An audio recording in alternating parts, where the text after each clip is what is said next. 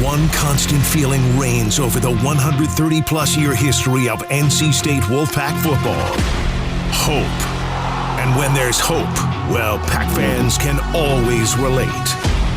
Pack family, time for a true look at your team. Expert analysis, special guests, and a Carter Finley-sized bag full of X's and O's.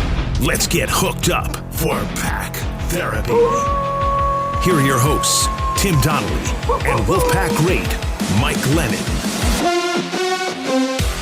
Welcome into another edition of Pack Therapy, podcast all about the ups and downs of NC State football. As always, I'm Tim Donnelly, my co-host, NC State legend Mike Glennon. Please like, follow, subscribe wherever you find your podcast. Tell your friends about it. Watch it on YouTube. We appreciate all of those things. And as I said, the ups and downs, I mean, never is that more obvious probably than a week like this where defense plays great, offense struggles, quarterback, there's a move early in the week, and yet that conveyor belt of a college football season is still cranking along, and the Marshall game is staring him in the face. And Marshall 4-0, not a Power 5 team, but they have a Power 5 win, so not a throwaway game at all. Mike, we'll start with this. We did the emergency pod, which everybody can check out on all of our streams and podcast feeds and all those sorts of things, about the decision to go from Brennan Armstrong to MJ Morris. Now, it's the nature of football. Like I said, that conveyor belt keeps rolling. It has to be about what does MJ Morris need to be successful. So this offense is going to be a lot better with MJ Morris. What are some things that they can do to help him out? Oh, I think it starts up front. We talked to Dylan McMahon. I think he gave some good insight on that he talked about one more second. And I think it's more than just giving one more second to MJ Morris. He's got to get the ball out quicker than Brennan did. And I think that is where MJ that's the strength of his, is getting the ball out quick, going through his reads. But I think more in all, this is just going to provide a spark. It's going to bring energy to the team. It's just one of those moves that, as we hit on the other day, you can't change out the whole offensive line. You can't replace all the receivers. And just this one subtle move, whether it's a good decision or not, sometimes it's a breath of fresh air, and it kind of gives reason to have hope. Because as of, last Friday night, there probably isn't a lot of hope that this team can truly win an ACC championship with the way the offense is playing. And this kind of starts something fresh. And I think that is what it does more than really anything. And by the way, Mike, with a little radio tease there, the Dylan McMahon interview coming up later on in this interview. So one of the big guys up front for State will be joining the Pack Therapy podcast. Stick around for that. You bring it up, right? A spark. You look at, I think it's very important that the offense plays well this week against Marshall. You look at the schedule. Again, Marshall's not a throwaway game, but following Marshall, it goes number 19 Duke with a defensive line and defensive secondary that's playing very well. Clemson, who's not ranked, but they're going to have, you look at the recruiting rankings, they're going to have talent. And then number 17 in the country, Miami. I almost think that maybe they would have waited a week or two to make the switch at quarterback. But when you look at this schedule, you don't want to throw a new quarterback into that gauntlet. If you give him the Marshall game to establish himself, that gives him a little bit better chance to establish some confidence early. How important is it that this Marshall game goes well? It's very important, because we talk about this kind of, the spark, the energy, the rejuvenation. Mm-hmm. If offense doesn't come out and play well, it's not going to be, all that's gone. The wind's out of the sails again. And you're going next week into Durham, whether they have Riley Leonard or not. This is going to be one of the best defenses they face. Mike Elko is a defensive-minded head coach and reminds me a lot of Tony Gibson in the way that defense plays, and they're attacking. They blitz from everywhere. So this is a very important week for this team. And Marshall's not to be taken lightly, beat Virginia Tech. But at the same time, if you don't show up against, a group of 5 team and lose at home, that's going to be a punch in the gut and tough to recover from.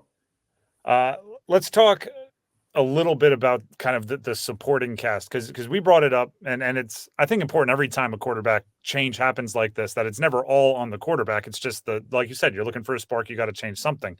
Um, I went back and watched some MJ Morris film from last year. Obviously, you're familiar with his game. Getting the ball out of his hands, quick decision maker, all those sorts of things stand out, and that's what this offense needs. But at the same time, the play calling has to call plays with quick winners. The wide receivers have to win early, right? It doesn't really help you if you've made a great decision and you know where you're going to go. If the guy's running like a 14-yard basic, it's like, well, I know where I'm going to go. Now I'm just back here waiting, and I need the time anyway. Or if to win on a slant, the receiver has to give 4 moves, in, out, in, out, in, out, and do like the Instagram ladder drills with 900 little cuts. He has to be helped here also. And we'll get into the running game in a second, but like from an X's and O's standpoint, are they just going to go straight West Coast and now we're Joe Montana, get the ball out of your hands in 2 seconds? We'll see. I mean, that's going to be something that we don't know. Are they running Robert and I's system? Have they been running plays that Brennan Armstrong liked and kind of were his go-to plays? Are there certain plays that MJ likes, whether it's been in his past or through spring and training camp? I don't know. I mean, it will be interesting to see. I think we've said it, more than enough times that this is a full team effort, that everyone has to play better. It's not just the quarterback. So I think it probably is a wake-up call to those guys. It sends a message to the whole team like, yeah, Brennan was the one that is unfortunately the one that's not going to be playing anymore. But this is everybody. This is all of you. If we could replace all of you, we probably would. It's just that we can't kind of do that. And it's a wake-up call. We need to play better as a group, coaches included. Everyone needs to be better for us to win games down the stretch. It's like the high school basketball sub where you sub out all 5 guys. And Yeah. the upset coach is like, get them all, get everybody out. And you just put in all. It's to let them know, like, none of you were doing well. It's a team sport. None of you were scoring. And there is an element of that.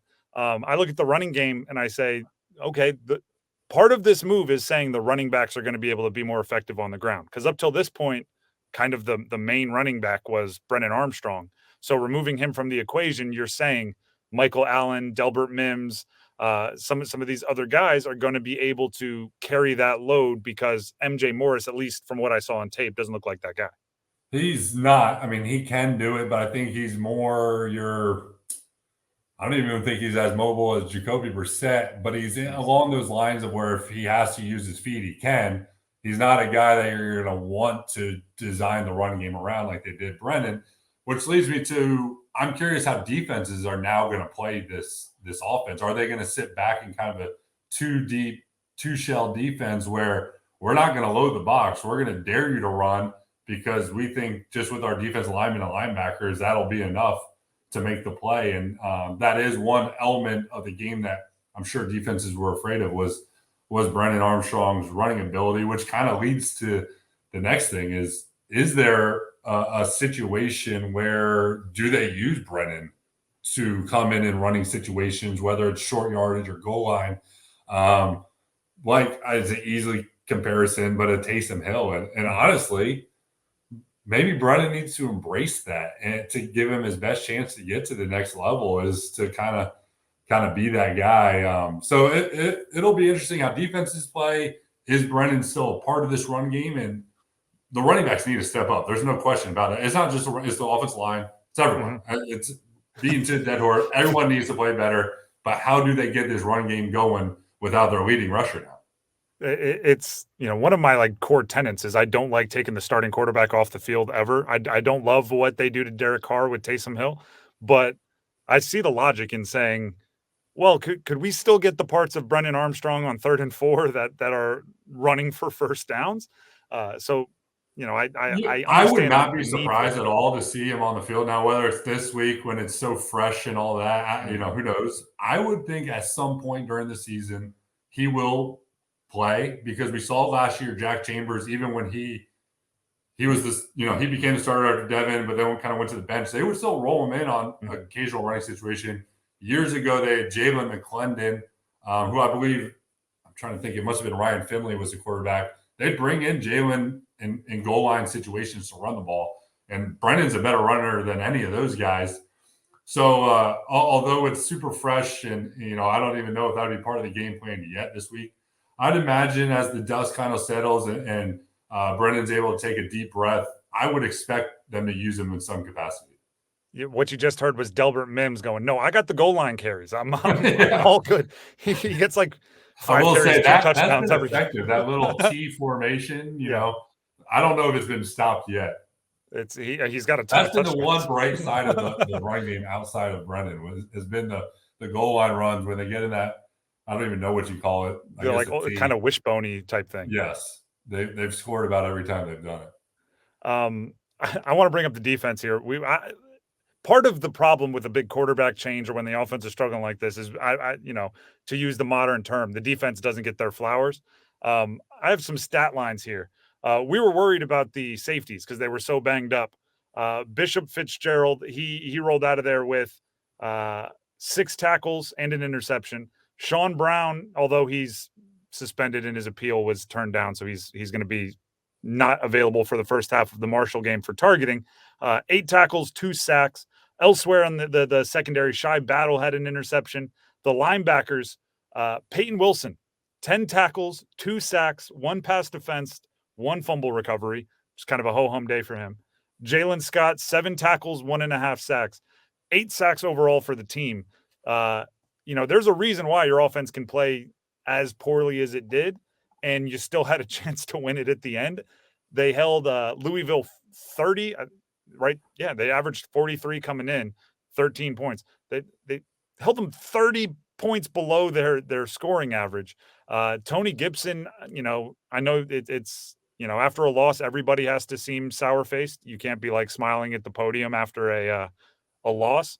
Somebody, I hope on defense internally, they were like, hey, I'm pretty proud of what we put on the field, right? Yeah, I'm sure when the doors were closed and the defensive coaches met, it was kind of like, hey, good job, guys. Knuckles, give me a fist bump. Quiet, very quiet, like, yeah, we did our job. Yeah, and it's one thing that you can lean on is we talked about this on the emergency pod earlier this week. You look at MJ Morris and you don't have to say, hey, we need to score, 21 more points than we've been scoring. If you look at him and just say, make one better decision, one big play that gets us one more touchdown, these games that we're losing become games that we can win. And that takes a little bit of the pressure off the offense. This defense is real. I mean, they're proving it week in and week out. We kind of mentioned it last week, the bend don't break formula against that Louisville offense. That was really good. And they did that. I mean, there was times where they got down in the red zone, forced a turnover. They didn't really give up the big plays. There was a couple 3rd and longs that Louisville did convert on. But, I mean, their quarterback threw for almost 300 yards, which you would think is good from a Louisville standpoint. But the defense just made the big plays when they needed to. There were a couple times where I felt like it was on the edge of a big play, that pass deflection Peyton Wilson had. It was like the where he was monkey in the middle of this defense so far. Just like the running back or tight end in the flat, wide open, and the guy was wide open, but Peyton made a great play and knocked it down. So, I mean, NC State fans couldn't be happier with the way this defense is playing. He's had one of those each of the last 2 weeks where there's an open guy like way behind him, and he leaps up and gets the pass deflection where he's like exactly equidistant from the quarterback and the receiver. Yeah. And I call it like a monkey in the middle play, like when you're a kid and you just get a tip on it. I could talk a lot about individual plays from Peyton Wilson, but I don't think we have enough time. Looking at Marshall, we talked about this not being a throwaway game. They're 4-0. They beat Virginia Tech, as you mentioned. Prior to that, Albany and ECU, and they beat ODU most recently. Is there any way this becomes, I don't want to call it a trap game, but is there any, there's a lot of other things to think about other than Marshall this week, and you have a gauntlet of ACC opponents after. Is there any concern that maybe Marshall, who is a good team, could still fall through the cracks a little? Definitely. There you go. Without a doubt. I mean, the way, it's still to be determined how this quarterback move goes. There's no guarantee that it's going to go, better than what the offense has shown. And if the offense plays the way they did last week, there's not a doubt that Marshall can beat NC State. So They better bring their A game. This is not a team you can take lightly. Beat Virginia Tech, beat ODU. This is a good team that if NC State doesn't show up, it could turn the mood pretty sour, regardless of how the energy level is this week at practice. One of my pet peeves, and this will be the last point I make, is, and you've done some color commentary on television, so you know this. At the beginning of every game, right? Usually, like the first series, they put up keys to the game from the color commentator, like for the offense and keys to game for the defense. And every single game, it's win the turnover battle and start fast. And it says it's like great. And the key to basketball is put the basket or put the ball in the hoop more often than the other team. It's so generic. Turnovers, yeah, they're important. Win the turnover battle, but also I feel like more so than usual for this game, starting fast is important for NC State. Like not just the generic, everybody wants to be ahead by 2 touchdowns after the first quarter, of course. But like if the offense goes scoreless in the first quarter and a half, those doubts are going to creep in. So starting fast is important. Starting fast is, and to that point, it's almost like if they win the toss, most teams like to defer. Maybe you say, you know what, we're going to take the ball and we're going to go down and score. I love that. So starting fast is important, and this whole offensive group needs to come out and show the defense, like, we got your back too. And otherwise, you're right; those doubts will start creeping in their head of, okay, we thought this was going to be different, and same different day type thing might start popping in their minds. I love that, Mike. Appreciate you. We'll do it again next week after hopefully a state win over Marshall. Love to do it, Tim. Stay tuned for Dylan McMahon. Joining us now on the Pack Therapy podcast, Dylan McMahon, 3-year starter on the NC State offensive line, coming into the year as one of the captains, one of the leaders of the offense from Savannah, Georgia. Dylan, we appreciate you for taking the time. Yeah, man. Thanks for having me. We meaning Mike and I, 2 former quarterbacks, very much appreciate the offensive line. We also know there's some tricks, right? The picking up a meal here or there, the Thursday dinners to get the offensive line on your side. The news of earlier in the week, MJ Morris taking over. Is he appropriately sucked up to the guys up front to get you guys on his side?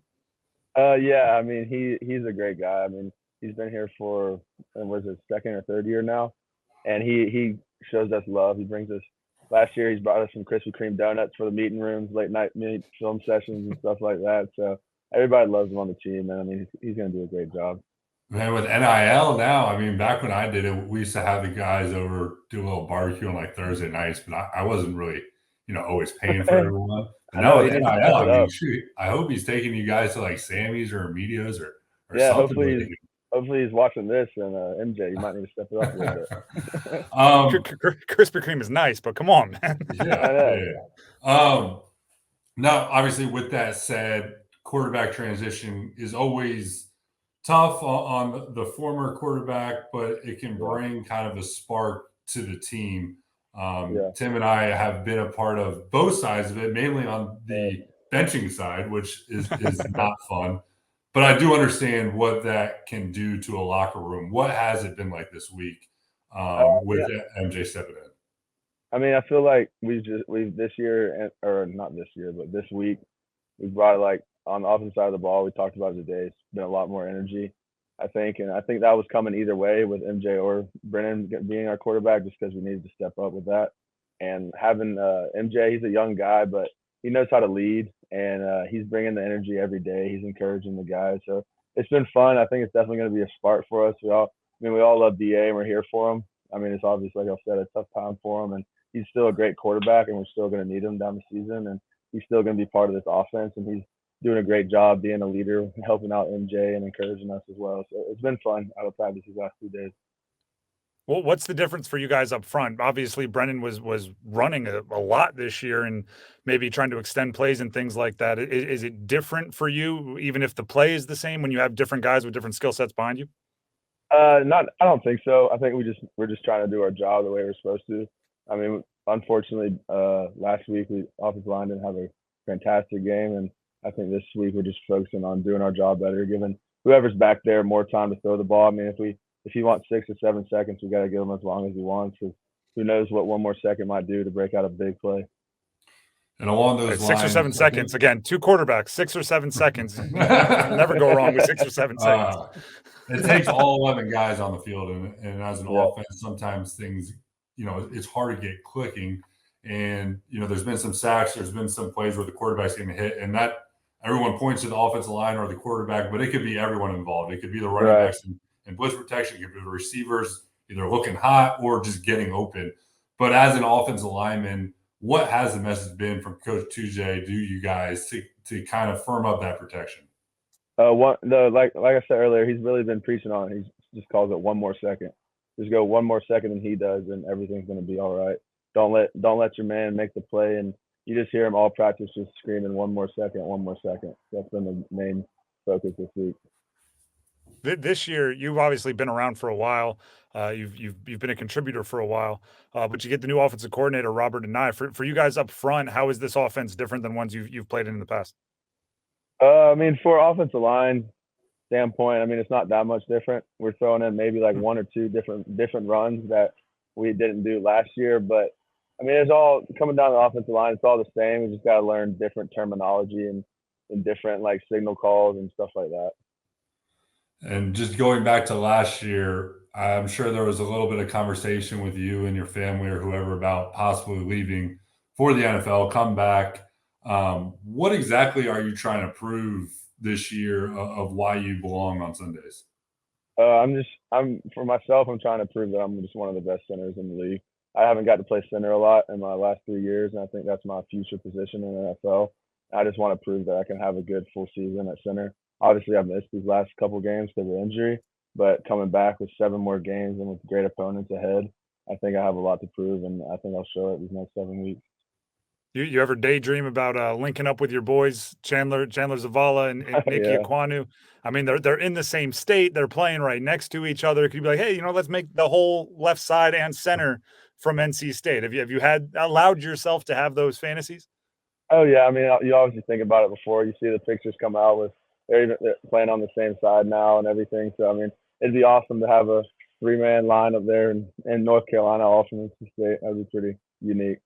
Who were the kind of offensive linemen that you grew up watching or idolizing, or even now? Are there guys that you study tape in the off season to try to learn from and replicate their game? Yeah, definitely. Everyone knows Jason Kelsey, who plays for the Eagles, probably the best center to do it right now. And I think I just try to take him his game.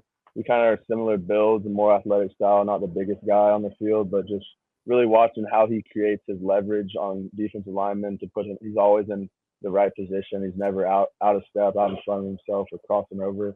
So definitely him. And then another guy I've watched growing up, David Andrews, being a Georgia center, growing up in Georgia, I've watched him play too. And he's kind of similar build, smaller guy, but always, just like I said, like you see the smaller guys at center, they're just always in the right position and always creating the right leverage. And that's really what I've been trying to focus on. What about Garrett Bradbury? I want to go to someone that you have a relationship with? I've talked to Garrett a couple of times. I remember the first time I talked to him actually was my freshman year when he came back for one of our team runs, and I didn't have anyone to run with, and I actually ran with Garrett my freshman year. So that was pretty cool. I haven't had the ability to really talk to him a lot. I probably should talk to him more, but I've definitely watched his film from the years he was here and watching him more. Like, he's a super athletic center. Like, when he was here, he could reach a 3 technique. I try to pride myself on also being able to do that as well. So it's been fun to watch that. All right. So I'm hearing a little bit of a pattern there where it's the athletic guys can get to the second level, can make some reaches that some centers aren't able to do. Let's say there's a practice scrimmage at any point in time over the last 3 or 4 years. You're getting into the second level. There's Peyton Wilson there. As an athletic center, how difficult is it to get your hands on that guy? No, it's pretty hard. He's probably one of the best he is one of the best linebackers in the nation, and he's the fastest guy on our team playing linebacker. So it's awesome going up against him. He makes you go as hard as you can every play. He's the hardest working guy on our team. So just going up against a guy like that makes you so much better. And really watching a guy like that, even from the offensive ball, makes you want to just play so much harder. And the defense has been playing great all year. We're seeing this defensive line. Talk about the defense as a whole, and more particularly going against that defensive line for the past couple of years, are really this, in camp and what that is like compared to, some of the guys that you play in the ACC. Right. I mean, our defense is super unique in the way they play it. So going up against fall camp, I mean, it keeps you on your toes. Where they bring the blitzes, what kind of coverage they're going on, it affects the blitz that they're bringing. And then just our D line is definitely the best that I've seen since we've been here. With the 3 guys up there, the 3 starters, Davin, CJ, and Savion. So all fall camp, it was an iron sharpening iron deal, making us way better.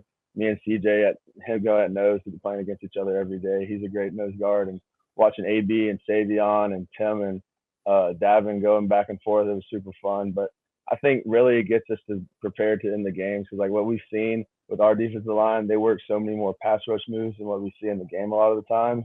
And I think that has prepared us pretty well for when we're going against like one-on-ones and stuff like that. And is that a challenge a little bit, facing a defense that is so unique during camp and when you're in your one-on-one periods and everything, and then having to transition to maybe more traditional looks when you get to a game week and against the scout team and obviously in the games? Yeah, I think it's definitely harder, and it also gets you frustrated because they are really good defense, and sometimes they're kicking our butts in offense because we're not really trying to scheme them up on what we want to do against them. We're just trying to run what we're trying to do to prepare for the season. So in that aspect, it gets difficult, but really, it's a blessing going up against those guys. How good they are! They're the top defense in the ACC, one of the top defenses in the nation. So it does nothing but just get us better. And 7 games left in the season. You come in every year, the goal is to make it to the ACC championship. The season starts out 3-2. Have those goals changed? What's the approach for this kind of second half of the season? I think we just look at it as these next 7 games is just a 7-game season now. We go be our best team for these next 7 games. We haven't played our best football, obviously, on offense.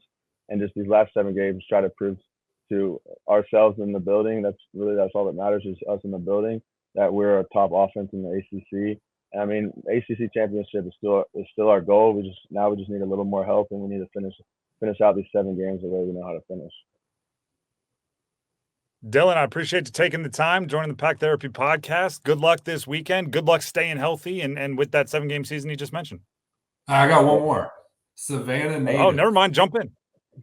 I went to Savannah Bananas game this summer in Durham. Have you been to see the Savannah Bananas? I've been a few times. Yeah, it's a great time. It's only like 7 minutes from my house, so I go a good many times, and it's a great atmosphere. It's a lot of fun. You can get a little band when you go there. It's like all you can eat, all you can drink. So it's a good time when you go out there. Again, offensive line dream right there. He knows the food hookup. It is, absolutely. Dylan, again, good luck and stay healthy. Yeah, I appreciate it. Thanks, guys.